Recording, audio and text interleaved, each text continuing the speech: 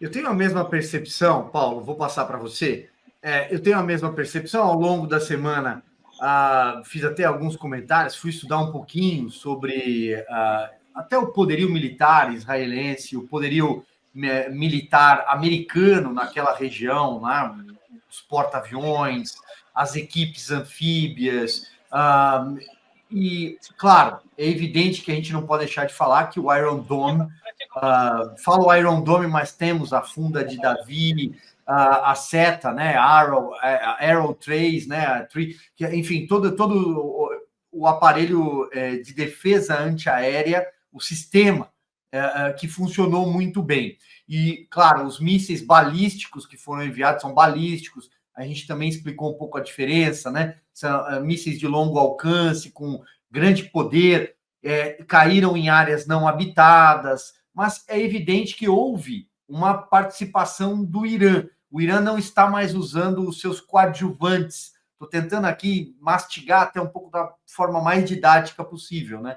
Ele não está mais terceirizando os ataques, porque o Irã financia o Hezbollah, por exemplo, que no Líbano. O Irã, de alguma forma, acabou financiando o Hamas, embora tenha toda a discussão de todas essas milícias de xiitas e sunitas, mas o Irã sempre estava por trás. E agora o Irã parece que se posicionou, né, deixou ali a sua digital.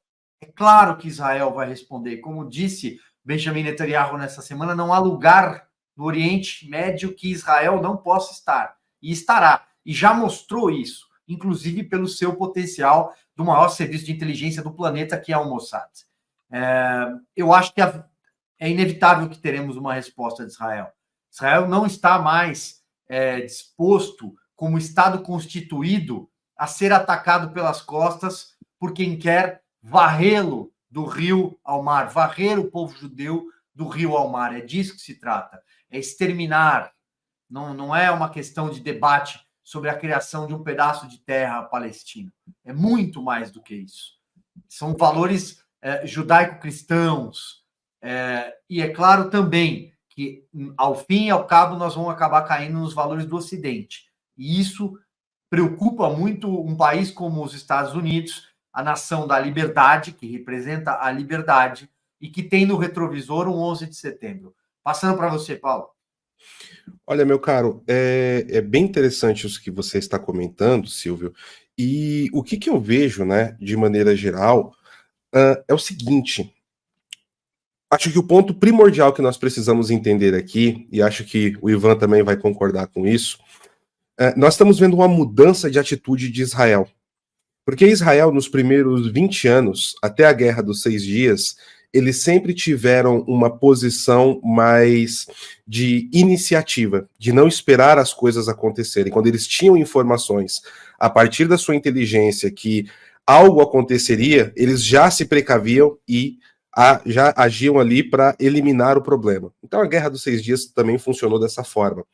Só que durante o período que o Henry Kissinger era o secretário de Estado americano e a Golda Meir, ela era a primeira-ministra de Israel, houve uma mudança nessa política a pedido, né, do Kissinger e também ali do Nixon. E era que Israel não desse mais o primeiro tiro, que Israel esperasse as coisas acontecerem. E foi isso que levou, né, à Guerra do Yom Kippur.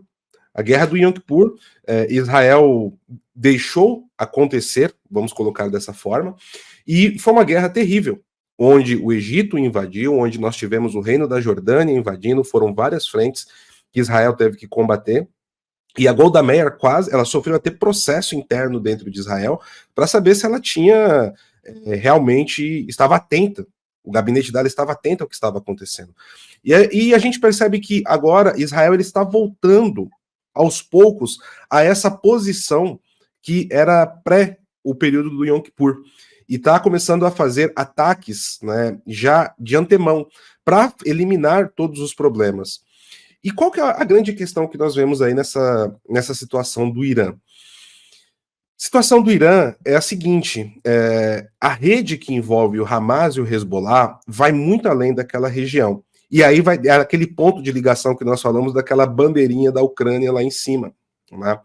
Porque o Irã, ele é um braço logístico extremamente importante para diversos grupos espalhados pelo mundo.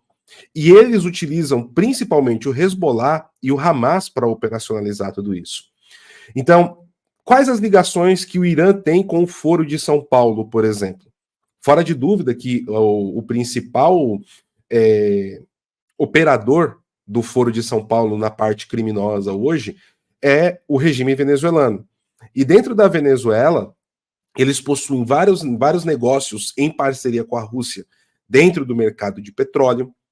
Eles são os responsáveis, através das suas células terroristas, mais sabidamente, o Hamas e o Hezbollah, pelo escoamento de drogas, principalmente de cocaína, tá? E isso é utilizado, inclusive, até a Conviasa, né? O Leonardo Coutinho já escreveu muito sobre isso, o aeroterror, tem uma matéria dele de 2017 que é sensacional, né? O Silvio conhece bem o Leonardo Coutinho. E nós temos também o tráfico de armas, que vai ligar aí a Coreia do Norte com o Irã e o crime organizado aqui na América Latina também. Então, existe toda uma rede interligada que, com essa derrubada, né, ou essa tentativa que Israel está fazendo de eliminar a cadeia de comando do Hezbollah, que eles já conseguiram, já foram mais de 20 líderes, todos que estavam na cadeia de liderança foram eliminados. E aqueles que sobem como novo líder, horas depois são eliminados também. Isso vai quebrar uma cadeia logística do crime organizado e que sustenta outros estados pelo mundo de uma maneira brutal e que vai ter impacto lá na frente da Ucrânia também. Então nós estamos falando aqui de regimes como a Nicarágua, Venezuela, Irã, Coreia do Norte, estamos falando das próprias células terroristas e da Rússia.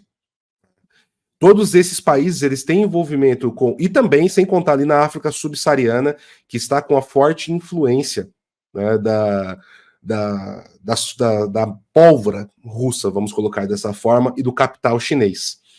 Então isso vai impactar muito do que nós não vemos e do que nós não assistimos